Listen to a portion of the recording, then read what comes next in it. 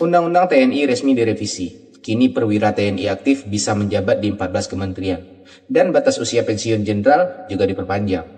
Apakah ini langkah maju atau justru menimbulkan masalah yang baru? Mari kita bahas.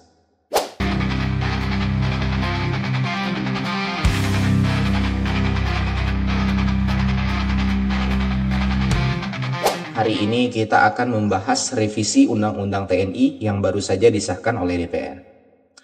Banyak yang mendukung, tapi tak sedikit pula yang mengkritik. Apa dampaknya bagi Indonesia? Yuk kita kupas. Apa saja sih perubahannya? Revisi Undang-Undang Nomor 34 Tahun 2004 tentang TNI kini telah resmi disahkan.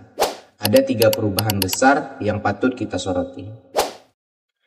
TNI aktif bisa menjabat di jabatan sipil. Sebelumnya, TNI aktif harus pensiun dulu sebelum masuk ke jabatan sipil. Tapi sekarang, mereka bisa langsung menjabat di 14 kementerian dan lembaga, seperti Kemenko Polhukam, BIN, Kejaksaan Agung, dan Mahkamah Agung. Namun, kalau mau menjabat di luar 14 instansi, tetap harus pensiun dulu. Batas usia pensiun diperpanjang. Bintara dan Tamtama itu dari 53 menjadi 55 tahun. Kalau kolonel tetap 58 tahun. Jenderal bintang 1 60 tahun. Jenderal bintang 2 61 tahun. Jenderal bintang 3 62 tahun. Jenderal bintang 4 63 tahun. Bahkan bisa diperpanjang 2 kali dengan keputusan presiden. Penambahan tugas pokok TNI.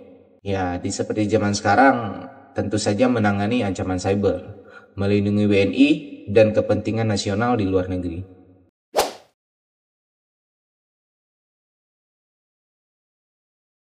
Menurut laporan dari Kompas.com dan CNN Indonesia, alasan revisi ini adalah untuk memperkuat peran TNI dalam pertahanan dan keamanan negara di era modern.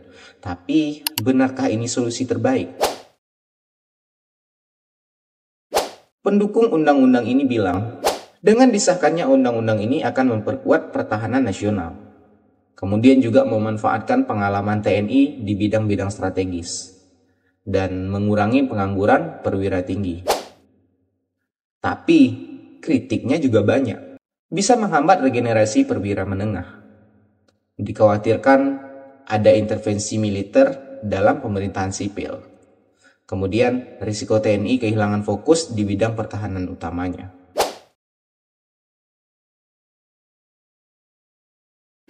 Dinamika di internal TNI bisa terjadi bottleneck dalam promosi jabatan karena usia pensiun itu diperpanjang. Apakah ini akan memperkuat pemerintahan atau malah menimbulkan konflik berkepentingan? Apakah ini langkah yang tepat untuk memperkuat Indonesia di tengah ancaman global? Perubahan ini membawa peluang, tapi juga tantangan besar. Bagaimana menurut kalian? Apakah revisi Undang-Undang TNI ini lebih banyak manfaat atau mudaratnya? Bagaimana menurut kalian teman-teman? Jika kalian punya pendapat sendiri, silahkan tulis di kolom komentar. Kita berdiskusi bareng-bareng.